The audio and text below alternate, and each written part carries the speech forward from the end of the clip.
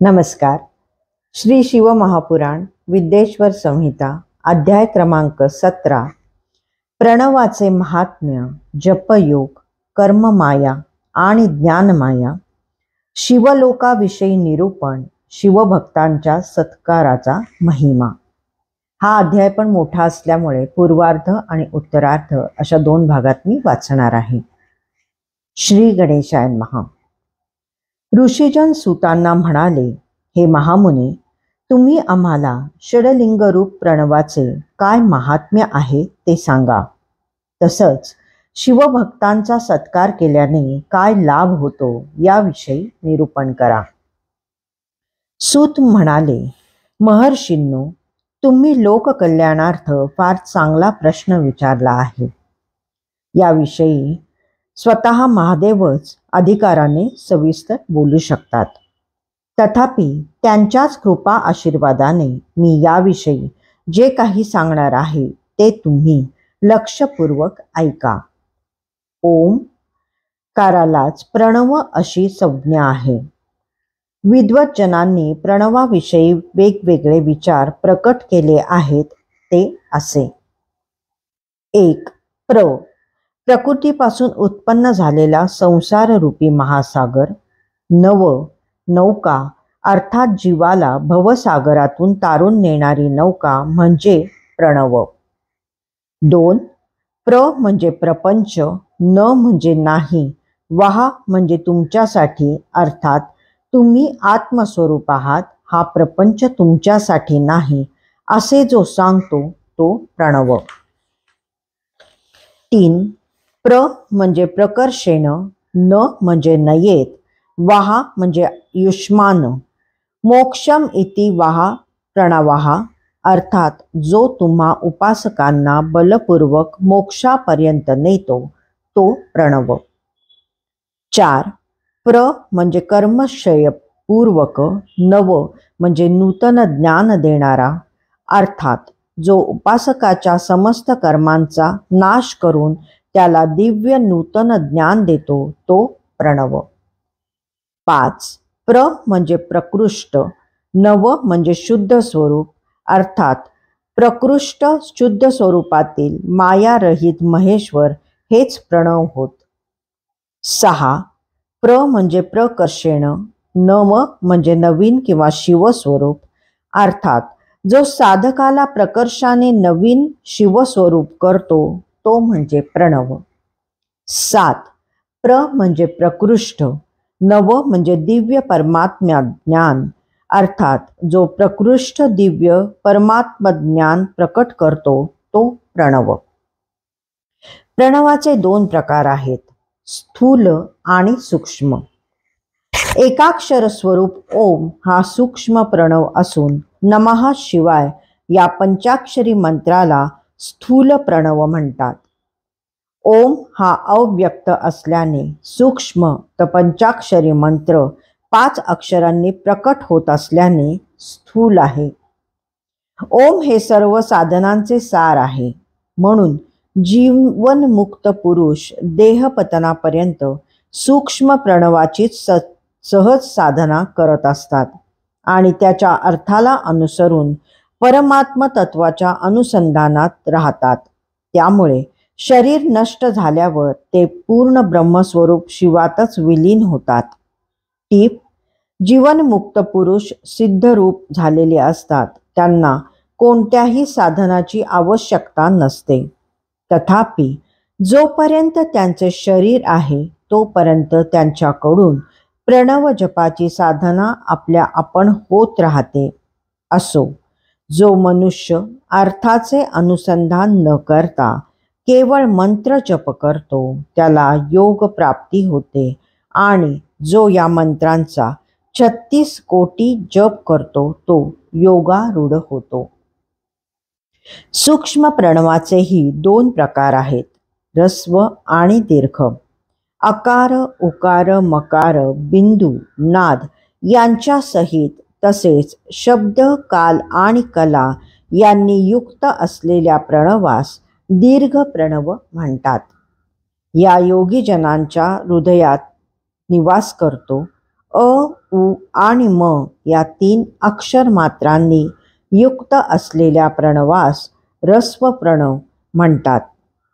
त्या प्रणवातील अ हा शिव आहे, उ ही शक्ती आहे आणि म त्या दोघांची एकता आहे. ह्रस्व प्रणव हा त्रितत्व स्वरूप आहे असे समजून त्याचा जप करावा.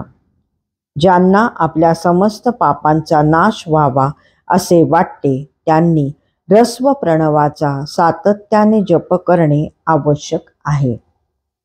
पृथ्वी, जल, तेज, वायू, आकाश आणि त्यांच्याशी निगडीत असलेले शब्दादी पंचविषय मनुष्यांच्या कामनेचे विषय आहेत.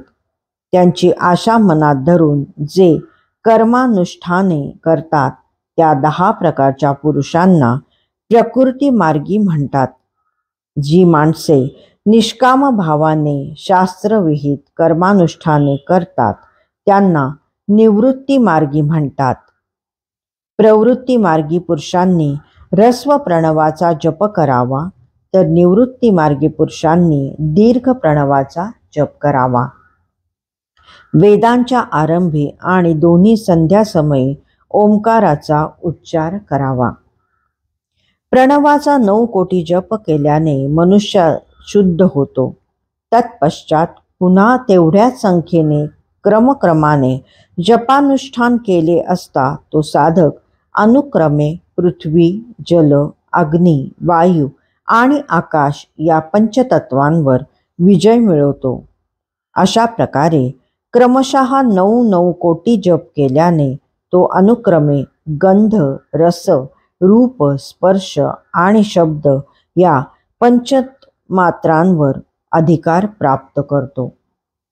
त्यानंतर 9 कोटी जप करून तो आपल्या अहंकारावरही विजय मिळवतो. अशा रीतीने 108 कोटी प्रणव जप केल्याने तो साधक बोधसंपन्न शुद्ध योगी आणि जीवनमुक्त होतो. सातत्याने प्रणवाचा जप करणारा तसेच प्रणवरूपी शिवाचे ध्यान करत समाधिमग्न झालेला महायोगी साक्षात शिवच असतो यात संशय नाही. प्रणवाची उपासना करताना ऋषीदी न्यासपूर्वक जपारंभ करावा. 11 मातृका वर्णांनी युक्त असलेल्या प्रणवाचा आपल्या अंगावर न्यास केल्याने मनुष्य ऋषी समान होतो. त्याला मंत्राचे 10 संस्कार म्हणजे जनन, दीपन, बोधन, ताडन, अभिषेचन, शेचन, विमलीकरण, जीवन, तर्पण, गोपन आणि आप्यायन, मातृकान्यास तसेच षडश्वशोधन इत्यादींसह संपूर्ण न्यासफल प्राप्त होतो. प्रवृत्ती मार्गी तसेच प्रवृत्ती निवृत्ती असा संमिश्र भाव असलेल्या पुरुषांनी स्थूल प्रणवाचाच जप करणे योग्य होय. शिवयोगांचे 3 प्रकार आहेत: क्रियायोगी, तपोयोगी आणि जपयोगी. जो धन खर्च करून पूजा सामग्री जमवतो आणि आपल्या इष्टदेवतेची वैभव संपन्न पूजा करतो त्याला क्रियायोगी म्हणतात. जो पूजनादी कर्मे करून आपल्या इंद्रियांना व मनाला ताब्यात ठेवण्याचा प्रयत्न करतो, मोजके व पथ्यकर भोजन करतो, परद्रोहादी दोषांपासून दूर राहतो त्याला तपोयोगी म्हणतात. जो सर्व सद्गुणांनी युक्त आहे, ज्याचे अंतःकरण शुद्ध आहे, जो कामादी विकारांनी रहित आहे आणि जो शांत चित्ताने निरंतर जपमग्न असतो त्याला जपयोगी म्हणतात. जो मनुष्य या शिवयोगी महात्म्यांची षोडशोपचारे पूजा करतो तोही शुद्ध होऊन सालोक्यादी क्रमाने उत्तरोत्तर श्रेष्ठ मुक्ती प्राप्त करतो. हे ऋषींनो, आता मी तुम्हाला जपयोगाविषयी सांगणार आहे, ते लक्षपूर्वक ऐका. तपश्चर्या करणाऱ्यांसाठी जप अत्यावश्यक आहे, कारण जपानेच तो तपस्वी निष्पाप होतो. नमः शिवाय मंत्राला स्थूल प्रणव म्हणतात हे मी तुम्हाला आधी सांगितले आहे. मनुष्याने या शिवपंचाक्षरी मंत्राचा शुद्ध मनाने व श्रद्धेने जप करावा. हा मंत्र उपासकाला सर्व प्रकारच्या सिद्धी प्रदान करतो. या मंत्राचा ओंकारयुक्त अर्थात ओम नमः शिवाय असा जप करावा. या मंत्राचा योग्य गुरुकडून उपदेश घ्यावा. उपासनेच्या दृष्टीने योग्य स्थानाची निवड करावी. कोणत्याही महिन्यातील शुक्ल पक्षातील प्रतिपदेपासून कृष्ण पक्षातील चतुर्दशीपर्यंत या मंत्राचा निरंतर जप करावा. शिवपंचाक्षरी मंत्राच्या अनुष्ठानासाठी माघ आणि भाद्रपद या 2 महिन्यांचे विशेष महत्त्व आहे. अनुष्ठान काळात साधकाने दिवसातून एकदा परिमित भोजन करावे, मौन पाळावे, इंद्रियांवर नियंत्रण ठेवावे, मात्यापित्याची सेवा करावी. अशा प्रकारे नियमांचे पालन करून शुद्ध भावाने नित्य 1 सहस्त्र जप केला तरी तो साधक शुद्ध होतो. जपकाळात भगवान शंकराच्या कल्याणमय स्वरूपाचे निरंतर चिंतन करीत कमीत कमी 5 लाख जप करावा. भगवान शंकर कमळाच्या आसनावर बसलेले आहेत. त्यांच्या जटेतून गंगेचा धवल प्रवाह उसळी घेत आहे. त्यांच्या भाळावर चंद्रकोर शोभून दिसत आहे. त्यांच्या वाम अंकावर भगवती उमा बसलेली आहे. श्रेष्ठगण त्यांच्या सन्मुख विनयाने उभे आहेत. शिवप्रभूंनी आपल्या 4 हातात क्रमशः मृगमुद्रा, टंक, वरमुद्रा आणि अभयमुद्रा धारण केली आहे. अशा स्वरूपात भगवान शंकरांचे ध्यान करावे. सूर्योदयापूर्वी आपल्या हृदयात किंवा सूर्यमंडलात त्यांची मानस पूजा करावी. आसनावर पूर्वाभिमुख बसून पंचाक्षरी मंत्राचा जप करावा. अनुष्ठान काळात साधकाने कोणत्याही स्वरूपाचे दुष्कर्म करू नये. नेहमी शुद्ध कर्मच करावे. जप समाप्तीच्या दिवशी कृष्ण पक्षातील चतुर्दशीस प्रातःकाळी लवकर उठावे. शुचिर्भूत होऊन शुद्ध भावाने पंचाक्षरी मंत्राचा 12,000 जप करावा. 5 शिवभक्त ब्राह्मणांना सपत्नीक निमंत्रण द्यावे. गुरुस्वरूप श्रेष्ठ विप्रालाही निमंत्रित करावे. त्या विप्राला सदाशिव स्वरूप मानून त्याची पूजा करावी. निमंत्रित 5 ब्राह्मण हे ईशान्य, तत्पुरुष, अघोर, वामदेव आणि सद्योजात यांचे प्रतीक स्वरूप आहेत असे मानून त्यांचीही पूजा करावी. त्यांच्या स्त्रियांचा सन्मान करावा. त्यानंतर भगवान शंकरांची विधिपूर्वक पूजा करून होम करावा. अध्याय 17 पूर्वार्ध समाप्त.